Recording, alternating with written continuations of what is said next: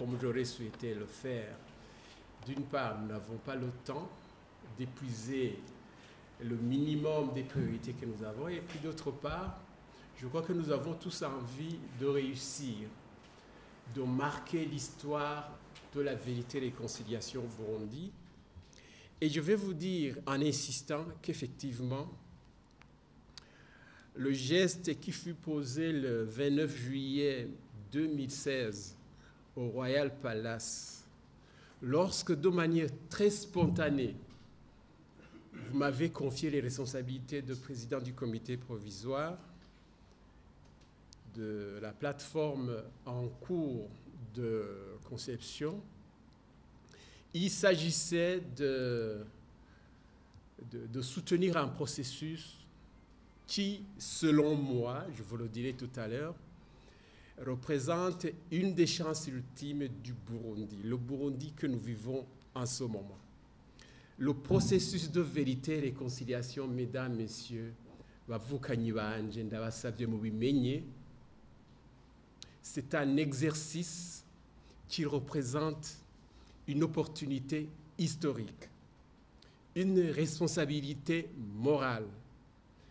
Si nous ne voyons pas les choses de cette manière, ce serait mieux qu'on ferme nos carnets et puis qu'on sorte pour que d'autres prennent notre relais.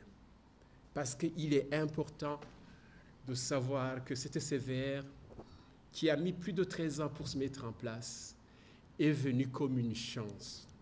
Et le 29 juillet, quand nous avons décidé que l'appel de la CVR était un appel citoyen, civique, important, nous devons comprendre aujourd'hui que donc, nous ne pouvons pas sortir de cette salle sans avoir tracé une piste.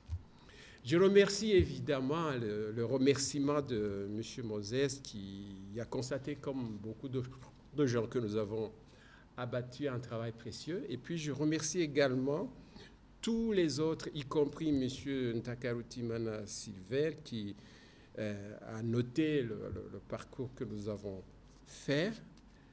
Évidemment, je salue également le constat fait par Louis-Marie Nindorera, qui est parmi les gens clés par lesquels ce processus a commencé et par lesquels, sans doute, il va continuer. Ça dépendra de vous, mesdames, messieurs. Pour ma part, donc, j'aimerais vous aider à noter que le travail que nous avons fait est un travail qui représente un parcours en dents de scie. C'est-à-dire qu'après notre élection, le 29 juillet, nous sommes mis au travail directement. La première réunion, nous l'avons tenue le 4 août. Il y en a eu d'autres, plusieurs autres. Et pendant 2 mois, en tant que président, une idée m'est venue dans la tête. Je me suis rendu compte, pas parce que je suis un rapatrié après plus de 20 ans d'absence au pays, mais parce que je me suis rendu compte qu'il y a des choses que je n'avais pas comprises. Alors, je vous le dis maintenant en toute transparence, en toute honnêteté, qu'au mois de septembre, début septembre, juste après la 2e Assemblée générale qui nous a réunis, quand vous nous avez confié encore 1 mois ou 2 de travail, je me suis rendu compte que je devais m'arrêter. M'arrêter pour d'abord comprendre. Pendant ce temps d'arrêt utile, vous ne l'avez pas su parce que nous ne l'avons pas dit. Nous ne l'avons pas dit parce que ce n'était pas nécessaire. Mais pendant ce temps-là, 2 mois environ, peut-être plus, j'ai rencontré des dizaines de gens, y compris certains parmi vous, de tous les profils, des décideurs politiques, des hauts décideurs politiques de ce pays, de grands analystes, des activistes comme moi. Et après, vers le mois de novembre, décembre, nous avons eu quelques soucis au sein de notre comité. Nous n'étions pas toujours présents pendant les réunions. Nous n'étions pas toujours d'accord sur le travail à faire. Mais pour finir, il y a un groupe de déterminés qui a dit « mais on doit commencer à savoir que nous remplissons une tâche historique ». Ils sont ici dans la salle, mais ça ne sera pas nécessaire de citer leur nom. Ce qui est important que vous sachiez, c'est que le rapport que vous avez ici. 24 pages. Malheureusement, vous n'avez pas ça dans les documents qu'on vous a adressés hier. J'ose espérer que vous l'aurez incessamment. Ce document, nous l'avons eu parce que nous y avons cru. Du moins, ceux qui, avec moi, ont décidé d'être présents chaque fois que c'était nécessaire.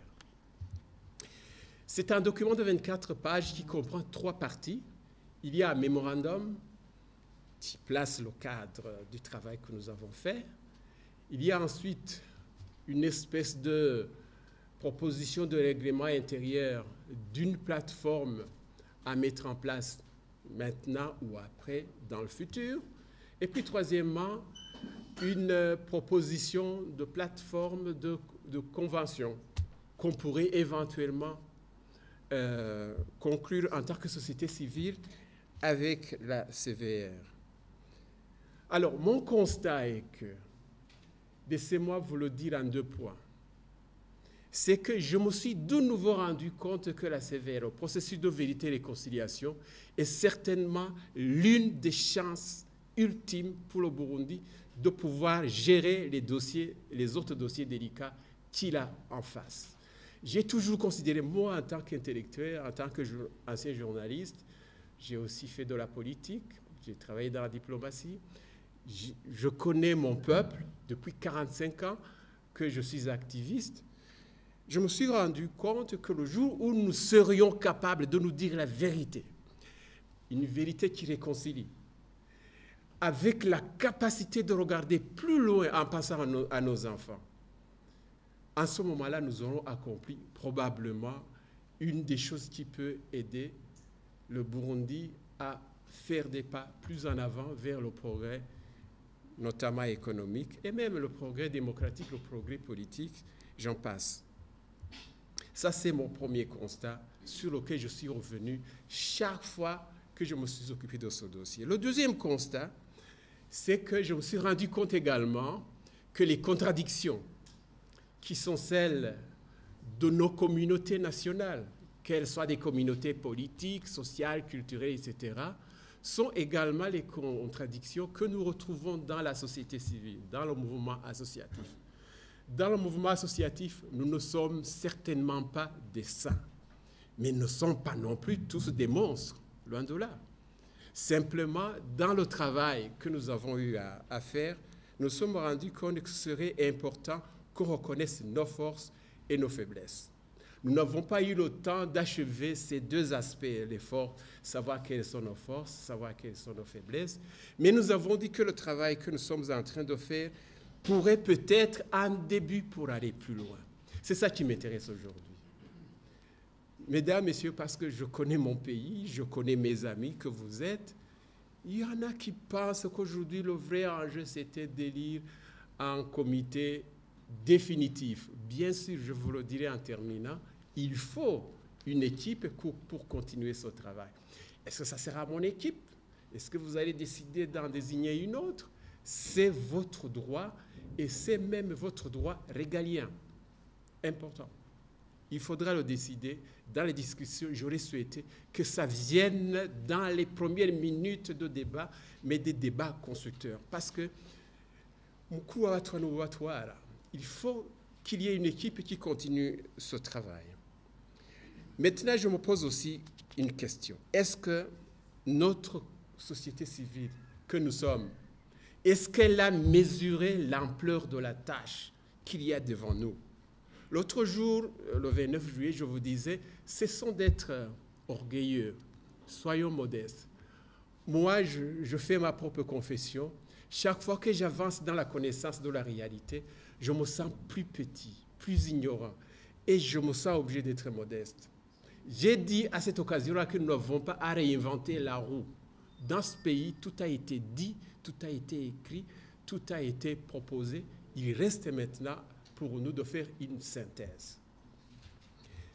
Est-ce que la société civile sait ça? Non, malheureusement. Je n'ai pas ma langue en poche, mais je ne suis pas non plus pessimiste sur toute la ligne.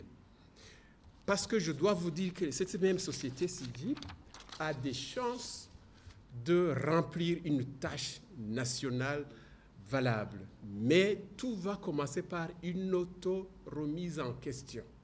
C'est peut-être ce que nous allons commencer à faire. Deuxième question. Est-ce que la CVR, en faisant appel à nous, a-t-elle compris ses forces et les faiblesses que nous représentons? Je pense que oui. C'est pourquoi ce jour-là, le 29 juillet, Monseigneur Jean-Louis, le président, nous a demandé de commencer à imaginer ce qui serait une plateforme qui travaillerait avec son institution.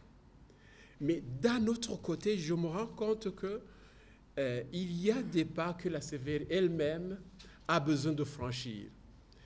Mais sans moyens, vous le savez, il n'ira pas beaucoup plus loin. Et ce n'est pas un socket de polichinelle si je dis que la CVR burundaise n'a pas de moyens pour aller beaucoup plus loin.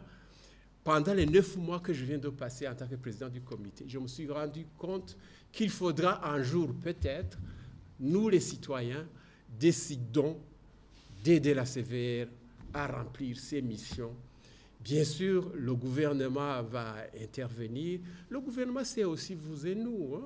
C'est à nous de lui dire qu'il faut un budget. Mais ce budget, il faut que ce soit un budget conséquent, proportionnel. Et il faut le lui demander. Les partenaires internationaux, est-ce qu'ils ont compris également cette problématique? Parfois, je pense que non. D'autres fois, je me rends compte que oui, quand je vois un homme comme M. Moses, qui nous accompagne depuis tout ce temps que nous avons commencé. M. Moses, vraiment, je prie les gens ici de remercier votre institution parce qu'elle est la seule qui est intervenue dans des conditions difficiles. Je suis le premier à le savoir parce qu'il a participé à la toute dernière réunion de mon comité, réunion au cours de laquelle il y a eu des hauts et des bas, les langues se sont déliées, parfois on s'est chamaillé. Je crois que c'est important qu'on se chamaille aussi de temps en temps. Ce n'est pas mauvais, mais ce qui est mauvais, c'est de rester là. Il faut évoluer. Maintenant, nous évoluons. C'est pourquoi, maintenant, je voudrais vous proposer quelque chose pour avancer. Mais d'abord, vous dire que nos têtes n'ont pas à se chauffer s'il est question d'élire un comité qui va continuer le travail. J'aimerais que vous compreniez ça comme une exigence morale et un devoir démocratique. Vous nous avez appelé un comité provisoire. Moi, je n'aime pas rester provisoire. Si j'avais l'intention de continuer, non. Il faut un comité définitif. Bien sûr, nous n'allons pas pouvoir adopter les textes que nous vous avons proposés. Vous ne les avez même pas, puisque le document n'a pas été distribué. Mais ce qui sera par contre important, et là c'est un devoir, je vous lance un défi, mesdames, messieurs. Vous devez manifester la volonté dynamique de continuer et de réussir. Réussir là où malheureusement les moyens, notamment financiers, nous font défaut. Moi, j'aime dire aux gens, mais pourquoi les Burundais, beaucoup de Burundais ont cotisé pour la guerre, pour financer la guerre? Pourquoi ne seraient-ils pas capables de financer un processus de réconciliation et de vérité? Ça, c'est un défi que je vous lance. On ne peut pas toujours compter sur des dollars de l'humanitaire extérieur dans des pays où ils ont leurs propres priorités. Sachez, moi, je viens de vivre plus de 28 ans en Europe. Ce débat-là existe. Il est temps que nous, en Afrique, nous sachions que nos besoins seront satisfaits avant tout par nos propres moyens. Si nous ne le comprenons pas, nous ne méritons pas de dire que nous sommes en train de nous battre pour nos pays. Alors, soyons déterminés à avancer. Sachons que nous avons à dépasser les limites et les défis, les problèmes qui nous habitent, des problèmes quotidiens.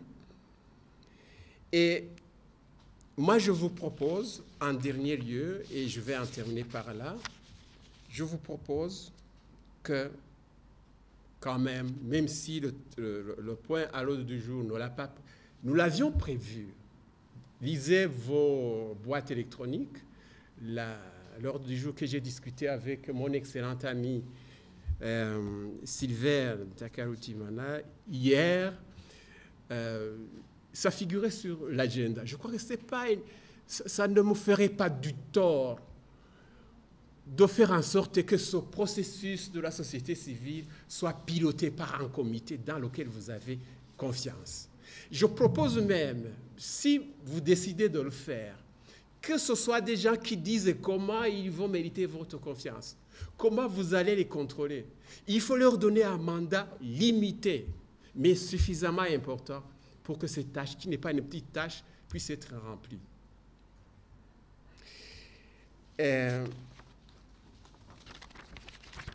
Je crois que la première tâche d'une équipe qui va prendre le relais du travail que nous avons fait, ce sera d'abord de fondre les documents que nous avons. Nous en avons maintenant 3.